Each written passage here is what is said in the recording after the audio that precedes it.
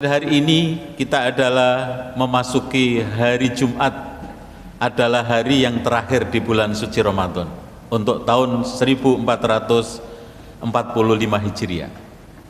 Tidak ada yang menjamin bahwa di tahun kemudian kita ini akan diberikan kesempatan Allah untuk ketemu dengan bulan suci Ramadan. Karena tidak ada yang tahu dan itu memang rahasia Allah, maka kita gunakan yang semaksimal mungkin untuk beribadah kita kepada Allah, yaitu sebagaimana tujuan kita puasa adalah la'allakum tattaqun. Kalau kita melakukan puasa sesuai dengan sunnah, sesuai dengan Al-Quran, insya Allah pasti akan diterima Allah dan kita akan mendapatkan gelar la'allakum tattaqun. La'allakum tattaqun itu adalah gelar di dalam syariat Islam yang paling tinggi. Dari mulai mungkin kita Islam, kemudian kita beriman, kita ikhlas, kita ihsan, dan puncaknya adalah takwa. Takwa di dalam ayat-ayat yang lain banyak sekali. Di antaranya adalah watazawwatu fa inna khairaz taqwa. Dan berbekalah takwa kamu, sesungguhnya bekal yang paling baik untuk menghadap Allah adalah bekal takwa. Jadi bukan materi, bukan pangkat dan jabatan, bukan anak istri yang menjadi bekal untuk menghadap Allah, tapi ketakwaan itulah yang akan digunakan orang nanti menghadap Allah Subhanahu wa taala.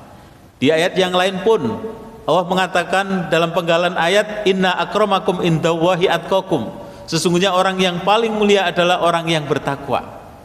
Jadi ini merupakan puncak dari orang beragama Islam, itu adalah level takwa. Maka tidaklah berlebihan ketika orang yang menjalankan puasa, Allah mewajibkan puasa dan kita melakukan tulus karena Allah, insya Allah kita akan mendapatkan gelar la'allakum tattaqun. Kemudian la'allakum tattaqun di sini seperti apa? Titel takwa itu apa ciri-cirinya? Maka di dalam Islam, orang Islam ada ciri-cirinya, orang beriman ada ciri-cirinya, orang yang mukhlis, orang yang muhsin itu juga ada ciri-cirinya. Maka orang yang muttaqin, takwa ini juga ada ciri-cirinya. Di antaranya di dalam Al-Quran surat Al-Imran ayat 133, 134, 135 itu sekitar ada 5 paling enggak ciri orang yang bertakwa. Di antaranya adalah orang yang bertakwa, kata Allah, wasari'u ila maghfiratin min rabbikum wa jannatin ardhas samawati wal ard. Jadi orang-orang yang bertakwa adalah mereka itu bersegera mempercepat ampunan Allah, karena ampunan Allah itu yang disiapkan bagi orang Islam kalau sudah diampuni, yaitu disediakan surga yang luasnya seluas daratan dan lautan, seluas bumi dan seluas langit yang ada di alam raya ini. Itu adalah surga yang disediakan bagi orang yang bertakwa. Dan di dalam hadis pun juga diperkuat bahwa orang yang puasa ini biasanya ada, kalau ada orang kepengen diampuni Allah itu istighfar, orang diampuni Allah itu harus taubat. Maka di dalam hadis Rasulullah adalah ada 2 kekuatan, yaitu man shoma ramadhana imanan wahtisaban ghufira lahu ma taqaddama min dambi. Barang siapa yang berpuasa mencari ridho Allah, tulus ikhlas, beriman, yakin karena Allah, maka dosa-dosanya itu oleh Allah akan diampuni. Jadi kita puasa ini yang berlapar-lapar, kita berhaus-hausan, kita berpanas-panasan, yang sangat berat ini adalah itu menggugurkan, merontokkan dosa-dosa yang ada di dalam diri kita. Juga diperkuat lagi, man qoma ramadhana imanan wahtisaban ghufira lahu ma taqaddama min dambi. Barang siapa orang yang mendirikan sholat malam, qiyamul lail, sholat tahajud di bulan suci Ramadan, maka ini pun dosa-dosanya juga akan diampuni Allah. Dosa-dosanya akan berguguran karena orang berpuasa dan karena orang melakukan qiyamul lail. Qiyamul lail yang begitu sangat berat sekali. Kita menjalankan sholat 4 rakaat, 3 rakaat, 2 rakaat sangat susah dan berat.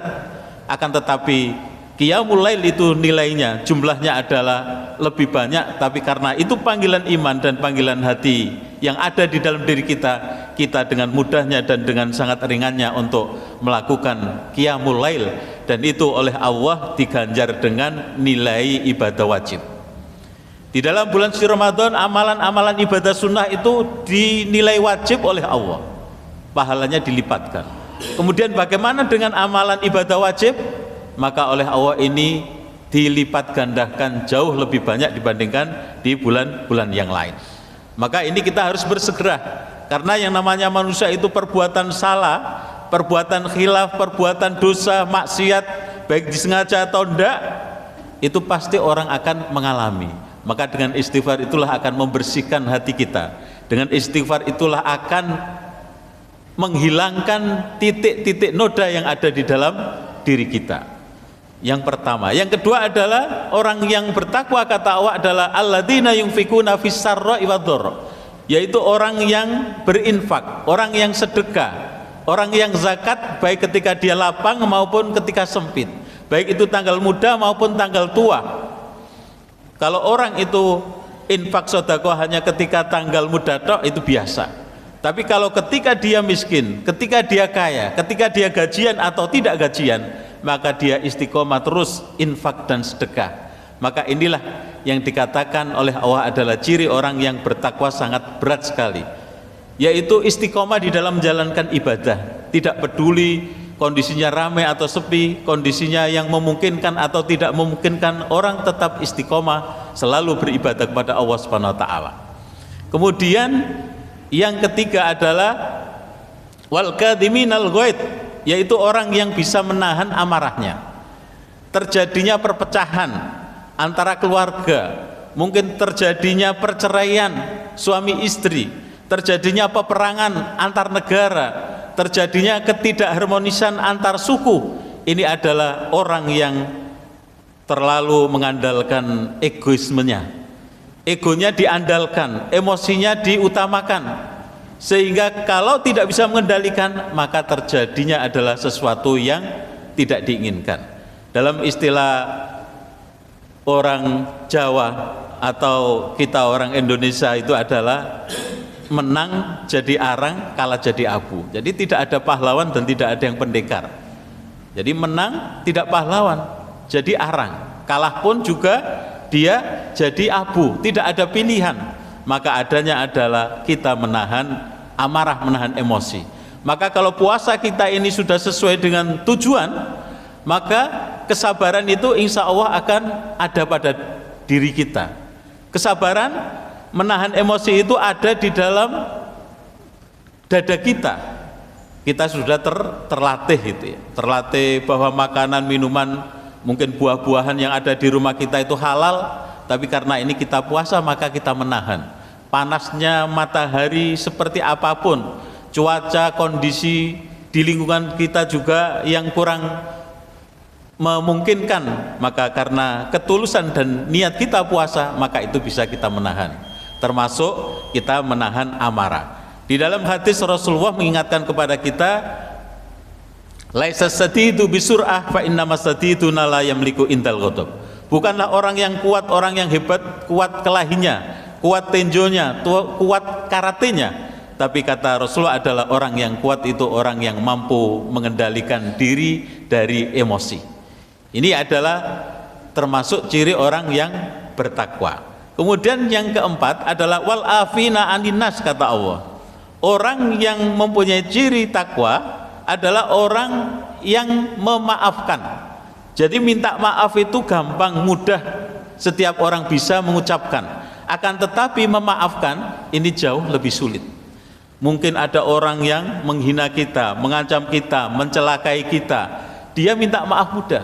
Tapi kita sebagai orang yang terdolimi, kita sebagai orang yang disakiti, apakah mudah memaafkan orang yang minta maaf kita? Maka kata Al-Quran adalah yaitu wal afina aninnas. Jadi mudah memaafkan orang lain, bukan tipe pendendam, bukan tipe orang yang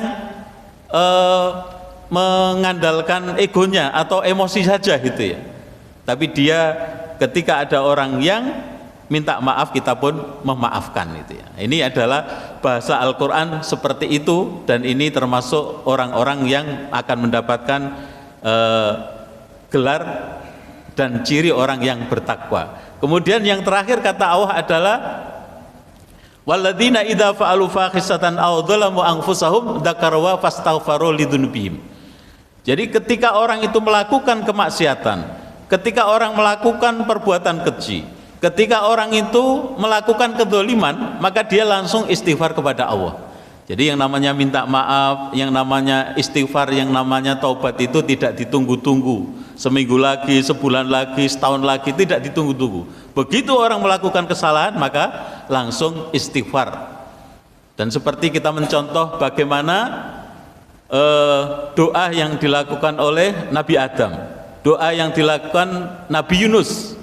Nabi Adam berdoa melakukan kesalahan yang sangat kecil saja, yaitu dia mempunyai doa andalan, Rabbana dzalamna anfusana wa illam taghfir lana wa tarhamna lanakunanna minal khosirin. Ya Allah, sesungguhnya aku ini menganiaya terhadap diriku sendiri. Seandainya Engkau tidak mengampuni aku ya Allah, tentulah aku termasuk orang-orang yang merugi. Doa Nabi Yunus juga seperti itu. La ilaha illa anta subhanaka inni kuntu minadh-dhalimin.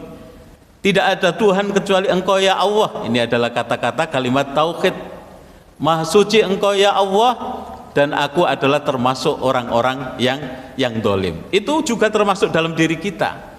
Mungkin ucapan kita, lisan kita, mungkin tangan-tangan kita yang lewat media sosial begitu sangat mudah, kita ngetik atau kita WA atau kita chatting misalnya. Itu kata-katanya sederhana, akan tapi bisa memunculkan multi tafsir, sehingga status kita mungkin tulisan-tulisan kita itu tanpa disadari mungkin membuat orang lain tersinggung, membuat orang lain kurang nyaman. Maka baik perbuatan dosa yang kecil maupun besar, disengaja atau tidak disengaja, kita langsung beristighfar kepada Allah, terutama yaitu habis sholat. Istighfar, astaghfirullahaladzim, rabbighfirli, Allahumma ghfirli, insya Allah dosa-dosa kita akan rontok. Baik itu ketika kita habis sholat, ketika kita berdiri, ketika kita duduk, ketika kita berbaring, tidak ada kata yang baik adalah kita mengucapkan istighfar kita kepada Allah Subhanahu wa ta'ala.